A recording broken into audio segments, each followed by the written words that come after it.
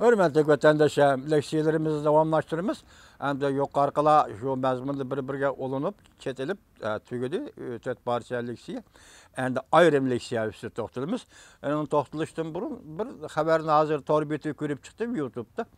Nime dedi, birisi Tayvan taraftan şunak bir haber kaptırmış. Yakından biri Cungo'nun ayrıplaları Tayvan'ın ayılını uçuduğun oldu çoğu.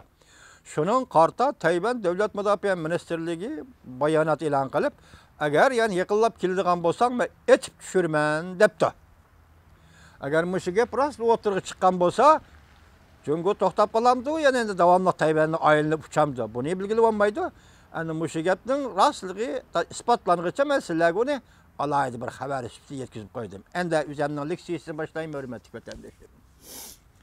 Amerika Koşmuş Ştatları Avam Palatası baş islahatı kanun layihəsini ma'qulladı. Prezident Trump zor g'alabaga erishdi mavzuli xabar 12 ayning 19 kuni Fransiya xalqaro radio stansiyasi Xitoy tili programmasi e'lon qilindi. Shu kuni Vanmi tor betiga chaplandi. Xabar mundaq boshlandi. Amerika Qo'shma Shtatlar Davlat Majlisi Avam Palatasi haftaning 2 kuni ovozga qo'yib, boj islohoti qonun loyihasining eng oxirgi nusxasini ma'qulladi. Kengash palatasi ham haftaning 2 kuni kashda boj islohoti qonun loyihasini ovozga qo'ydi. Fransiya agentligi xabar qilib mundaq ko'rsatdi. Prezident Trump va'da bergan boj kematish to'g'risidagi qonun loyihasi ma'qullanib, eng oxirgi qonun turg'izish bosqichiga kirdi. Bu harakat Prezident Trump Oqsaroyda vazifaga o'ltirib 11 oy o'tgandan keyin Prezident Trumpning yana bir qatimliq g'alabasi bo'lib qoldi. Siz bo'lganda Prezident Trump 12 ayning 20 kuni bu qonun loyihaga imzo qo'ydi. Bunday aytganda, tez bo'lganda Prezident Trump 12 ayning 20 kuni bu qonun loyihaga imzo qo'ydi. Qonun loyiha Avam Palatasida ma'qullangandan keyin Oqsaroyda olqish yangradi. Reuters agentligi xabar qilib, mundaq ko'rsatdi. Amerika Qo'shma Shtatlarining Davlat Majlisi hozir dal tarixiy fursat bosqichida turibdi. Amerika Qo'shma Shtatlarining Davlat Majlisi hozir dal tarixiy fursat bosqichida turibdi. Bu qonun loyiha Prezident Trump vazifa o'tagan bir mezgilda zo'r bir islohot bo'lib, Amerika xalqiga taqdim qilingan bayramlik sovg'idir. Kengash palata boshlig'i Leo mundaq ko'rsatdi. Bu harakat va'dani amalga oshirishning ulgisidir. Demak, talay prezidentlar saylam davrida va'da berib, keyin vazifaga o'ltirgandan keyin asta o va'dalarni bo'shatib qo'ydi-ku.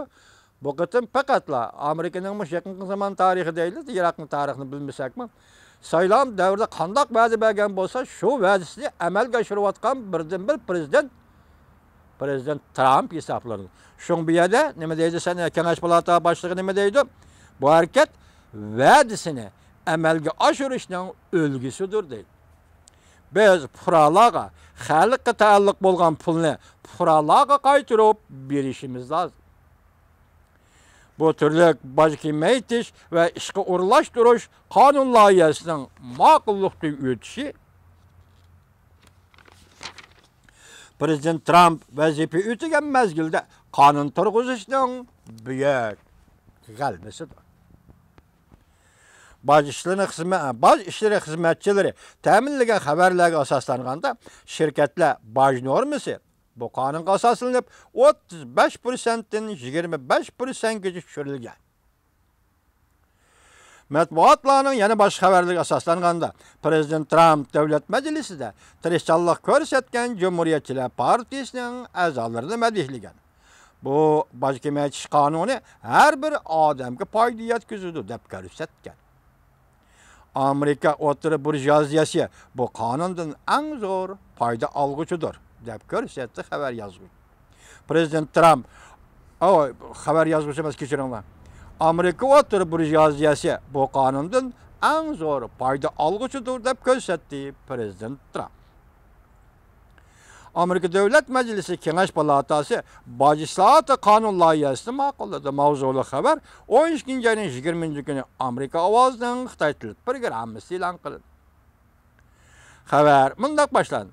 Amerika Devlet Meclisi'nin Kengaş Palatası haftanın 2. günü 19. günü Bay Sistemisi'de umumyüzlük islahat elip beriş kanun layihasini ma'qulladi.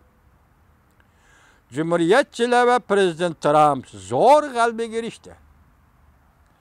Prezident Trump saylam davrida bergan va'dasini ishga oshirdi. Çünkü ben başta dedim, hurmatli ko'tanishim, Amerika xalqini tabriklaymiz, sizlarni tabriklaymiz. Bu g'alabani, shu g'alabaga erishtirish mumkinligi va sharoitni yaratgan davlat majlisi a'zolariga va Prezident Trump apandini tabriklaymiz.